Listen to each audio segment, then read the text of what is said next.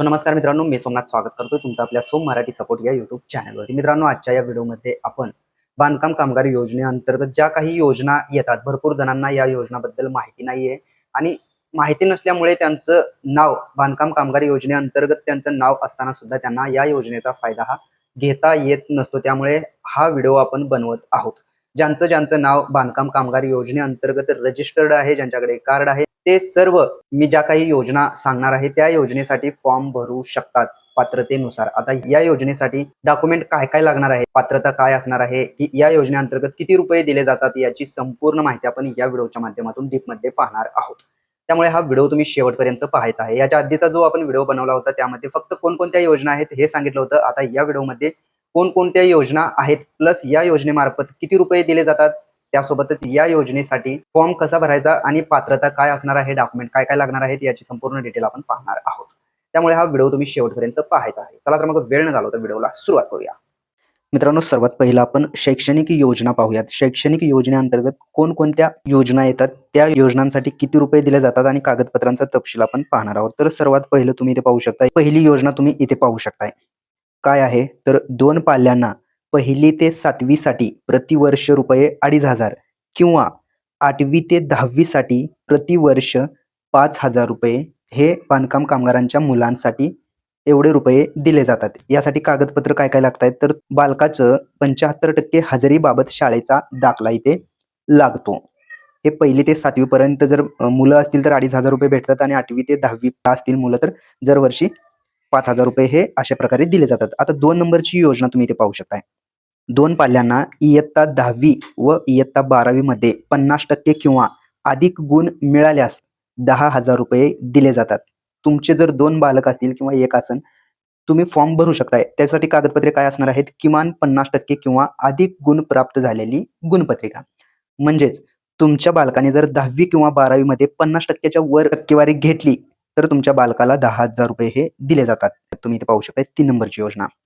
2 पाल्यांना इयत्ता 11वी व 12वीच्या शिक्षणासाठी प्रति शैक्षणिक वर्षी, म्हणजे तुमचा जर मुलगा किंवा मुलगी 1 असो 2 असो 11वी किंवा 12वी मध्ये असतील तर त्यांच्या शिक्षणासाठी प्रतिवर्ष 10,000 रुपये हे दिले जातात.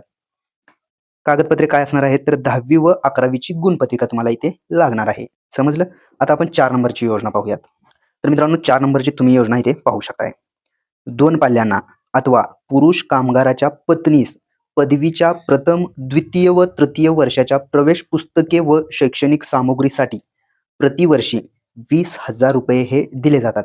जर तुम्ही बांधकाम कामगारांतर्गत नोंदीत असाल तर तुमच्या मुलाला किंवा तुमची पत्नी जर पदवीचा अभ्यासक्रम परीक्षा देत असेल तर तुमच्या पत्नीला सुद्धा प्रतिवर्ष 20,000 रुपये हे दिले जातात. तर यासाठी डॉक्युमेंट काय लागणार आहेत तर मागील शैक्षणिक इयत्तेत उत्तीर्ण झाल्याचे गुणपत्र, मार्कशीट किंवा प्रमाणपत्र, चालू शैक्षणिक वर्षात प्रवेश घेतल्याबाबतची पावती किंवा बोनाफाईड इथे तुम्हाला द्यायचं आहे. आता 5 नंबरची योजना तुम्ही पाहू शकताय. 2 पाल्यांना अथवा पुरुष कामगाराच्या पत्नीस वैद्यकीय पदवी अभ्यासक्रमाकरिता, वैद्यकीय पदवीसाठी जर ऍडमिशन घेतला असेल, त्या अभ्यासाकरिता जर ऍडमिशन घेतला असेल तर 1,00,000 रुपये व अभियांत्रिक पदवी अभ्यासक्रमाकरिता 60,000 रुपये हे इथे दिले जातात. ही सुद्धा योजना तुम्ही लक्षात घ्यायचा आणि त्याच्यासाठी सुद्धा मगाशी आपण सांगितलेले डॉक्युमेंट लागणार आहेत. आता नेक्स्ट योजना तुम्ही इथे पाहू शकता, 6 नंबरची योजना. 2 पाल्यांना शासनमान्य पदवितेकरिता प्रतिवर्ष 20,000 व पदव्युत्तर पदविकेमध्ये रुपये 25,000 रुपये दिले जातात. त्यासाठी सुद्धा जे काही डॉक्युमेंट लागणार आहेत ते डॉक्युमेंट हे असणार आहेत. 7 नंबरची योजना महत्वाची आहे, पाहू शकताय. 2 पाल्यांना संगणकाचे शिक्षण म्हणजेच MSCIT करिता शुल्काची प्रतिपूर्ती, म्हणजेच तुमच्या बालकाने जर MSCIT केली असेल, तुमच्या दोन्ही मुलांचं MSCIT झालेलं असेल आणि त्या MSCIT साठी जो खर्च आलेला आहे तो खर्च तुम्हाला इथून या योजनेमार्फत मिळणार आहे. त्यासाठी तुम्हाला डॉक्युमेंट काय लागणार आहे तर MSCIT उत्तीर्ण झाल्याचे प्रमाणपत्र व शुल्काची पावती, म्हणजे तुम्ही किती शुल्क भरलेलं आहे त्याची पावती आणि MSCIT उत्तीर्ण झालेलं प्रमाणपत्र इथे लागणार आहे. तर मित्रांनो, ही शैक्षणिक योजना झाल्या. जे शिक्षणाअंतर्गत योजना येतात मुलांसाठी, पत्नीसाठी किंवा तुमच्यासाठी ज्या काही शैक्षणिक योजना आहेत त्या 7 योजना आपण पाहिलेल्या आहेत. आता आपण आर्थिक योजना पाहूयात. नोंदित बांधकाम कामगारांकरिता आर्थिक योजनांचा तपशील आणि कागदपत्रांचा तपशील आपण पाहणार आहोत. तर 1 नंबरची योजना तुम्ही पाहू शकताय. जर कामगाराचा कामावर असताना मृत्यू झाल्यास त्याच्या कायदेशीर वारसास 5,00,000 रुपये हे दिले जातात. त्यासाठी कागदपत्र काय लागतात तर इथे पाहू शकताय. सक्षम वैद्यकीय अधिकाऱ्यांनी दिलेला मृत्यू दाखला आणि बांधकाम कामगार कामावर असताना मृत्यू झाल्याबाबतचा पुरावा, ज्यामध्ये एफ-आय-आर किंवा नियोक्त्याचे किंवा विकासाचे किंवा ठेकेदाराचे प्रमाणपत्र इथे लागणार आहे.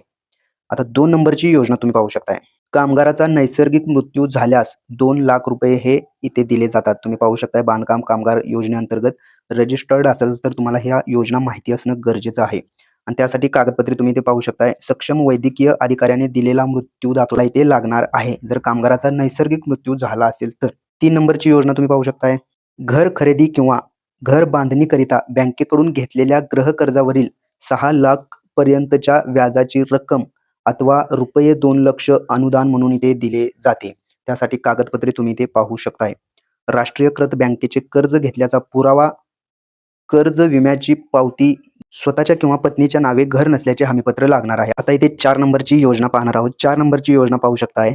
प्रधानमंत्री आवास योजनेत पात्र नोंदित बांधकाम कामगारांना मंडळामार्फत रुपये 2,00,000 अनुदान इथे दिलं जातं.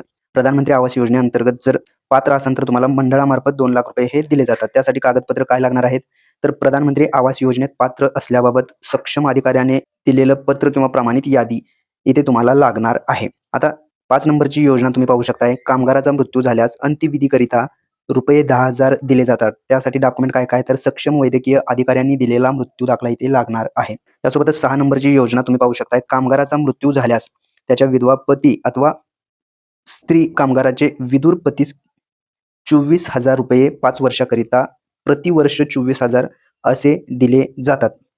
त्यासाठी अर्ज करणे गरजेचं आहे. एक्झाम्पलसाठी सांगतो, तुम्हाला समजलं नसेल तर कामगाराचा मृत्यू झाल्यास, पतीचा किंवा पत्नीचा जर मृत्यू झाला तर जे कोणी आहेत त्यांना 24,000 प्रतिवर्ष 5 वर्षाकरिता हे दिले जातात. त्यासाठी डॉक्युमेंट काय काय लागणार आहेत तर तुम्ही इथे पाहू शकताय. सक्षम वैद्यकीय अधिकाऱ्यांनी दिलेला मृत्यू दाखला इथे लागणार आहे. तर मित्रांनो, ज्या काही आर्थिक योजना होत्या मित्रांनो, त्या योजना आपण आत्ता पाहिलेल्या आहेत. आता आपण पाहणार आहोत सामाजिक ज्या काही योजना आहेत त्या योजनेबद्दल माहिती. तर मित्रांनो, बांधकाम कामगार योजनेअंतर्गत सामाजिक सुरक्षासाठी ज्या काही योजना आहेत त्या योजनेची माहिती आपण पाहत आहोत. ज्यामध्ये पैसे किती दिले जातात, कागदपत्रे कोणकोणते लागतात हे पाहूया. तर सर्वात पहिली योजना तुम्ही इथे पाहू शकताय. पहिल्या विवाहाच्या प्रतिपूर्तीसाठी रुपये 30,000 दिले जातात. यासाठी डॉक्युमेंट काय काय लागणार आहेत तर विवाह नोंदणी प्रमाणपत्र, विवाह असल्याबाबत शपथपत्र इथे लागणार आहे. तेव्हा तुम्हाला बांधकाम कामगार योजनेअंतर्गत 30,000 रुपये हे दिले जातात. आता 2 नंबरची योजना तुम्ही इथे पाहू शकताय.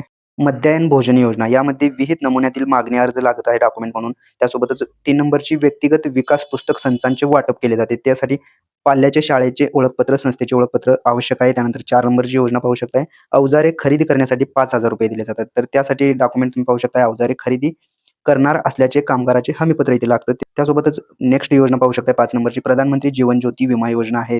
त्यासाठी कागद विहित नमुन्यातील हमीपत्र. आता हे विहित नमुन्यातील हमीपत्र तुम्हाला या खालील योजनासाठी लागणार आहे. ज्यामध्ये प्रधानमंत्री सुरक्षा विमा योजना असेल, कौशल्य वृद्धीकरण योजना असेल, सुरक्षा संच पुरवणे योजना असेल, अत्यावश्यक संच पुरवणे योजना असेल, यासाठी फक्त विहित नमुन्यातील मागणी अर्ज तुम्हाला इथे लागणार आहे. तर मित्रांनो, आता आपण बांधकाम कामगार योजनेअंतर्गत सामाजिक योजना, आर्थिक योजना आणि शैक्षणिक योजना या योजनामध्ये टोटल किती योजना येतात, त्या योजनेसाठी किती रुपये दिले जातात, त्यासोबतच या योजनेसाठी फॉर्म भरण्यासाठी डॉक्युमेंट काय काय लागणार आहेत याची माहिती आपण डीपमध्ये पाहिलेली आहे. त्या योजनेसाठी फॉर्म कसा भरायचा हे आपण येणाऱ्या व्हिडिओमध्ये पाहणार आहोत. त्यामुळे तुम्ही जर का आपल्या चॅनलवरती नवीन आला असाल तर सर्वात पहिलं आपल्या चॅनलला सबस्क्राईब करून बेल आयकॉन दाबायला विसरू नका. जर का तुम्ही हा व्हिडिओ फेसबुकवरून पाहत असाल तर सोमनाथ उबाळे पेजला फॉलो करायला विसरू नका. चला तर मग भेटूयात पुढील व्हिडिओमध्ये. धन्यवाद मित्रांनो.